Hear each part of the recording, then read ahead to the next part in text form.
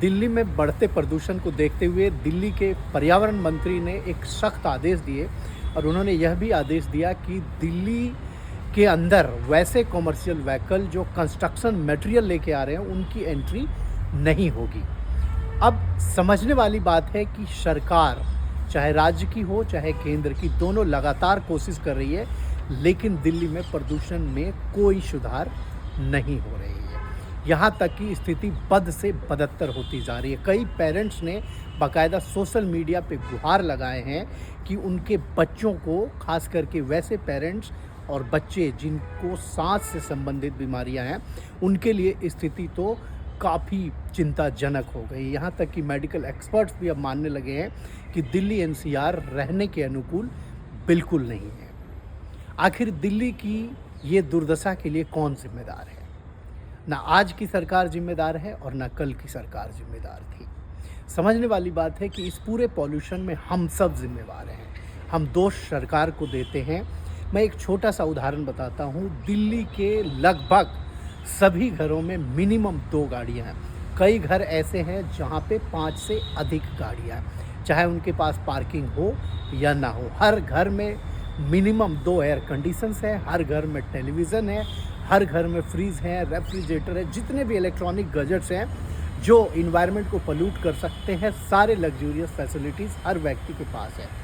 लेकिन इनकी जो इमिशंस है, जो पॉल्यूशन है, जो ये बढ़ा रही हैं इलेक्ट्रॉनिक गैजेट्स, इनको नियंत्रित करने के लिए सरकार के पास कोई पॉलिसी नहीं है। यहाँ तक कि जो प्राइवेट व्हीकल है, कॉमर्शियल व्हीकल है, चाहे ओला हो, उबर हो और प्राइवेट कैब चलने वाली हुई, स्थिति ये होती है कि सड़क पे आप अगर एक सर्वे करेंगे तो पाएंगे कि 80 में से 50 से 55 गाड़ियाँ जो है वो या तो प्राइवेट व्हीकल हैं या तो ओला और उबर की हैं। बाकी वो गाड़ियाँ हैं जो इंडिविजुअल गाड़ियाँ हैं और जो लोग अपनी ज़रूरत के लिए रखे हुए हैं। आखिर इस पूरे पॉल्यूशन को नियंत्रित कैसे किया जा सकता है? आखिर देश की राजधानी है और देश की राजधानी ही जब इतनी पॉल्यूटेड होगी तो दुनिया पे भारत की एक क्या छाप पड़ेगी।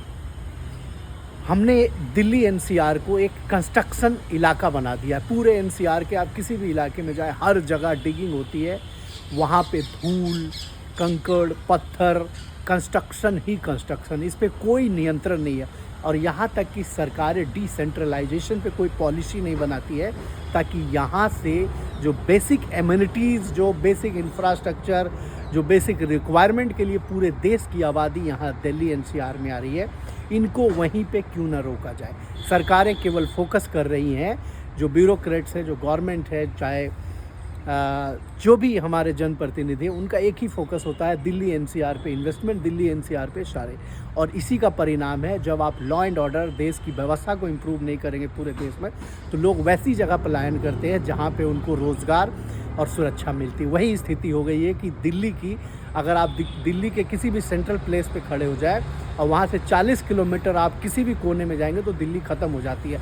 लेकिन आबादी की जो डेंसिटी है वो पूरे विश्व में अगर आप देखेंगे तो शायद सबसे अधिक है। आखिर क्यों पूरी देश की आबादी आ रही है और दिल्ली पे बोझ बन रही है, ये समझने वाली बात है। और इस चीज़ पर सरकार को गंभीरता से सोचने की ज़रूरत है कि दिल्ली को पॉल्यूशन से बचाने के लिए केवल गाड़ियों पे नियंत्रण लगाने से नहीं, दिल्ली एनसीआर के अलावे देश के अन्य इलाकों को कैसे डेवलप किया जाए, कैसे बेहतर प्लेस बनाया जाए ताकि वहाँ से पलायन ना हो। और अगर पलायन नहीं होगी तो ऑटोमेटिक जो इलेक्ट्रॉनिक गैजेट्स है, जो कारें हैं या जो जिस चीज़ से पॉल्यूशन फैल रही है, उस पर नियंत्रण होगी और पॉल्यूशन में कमी आएगी।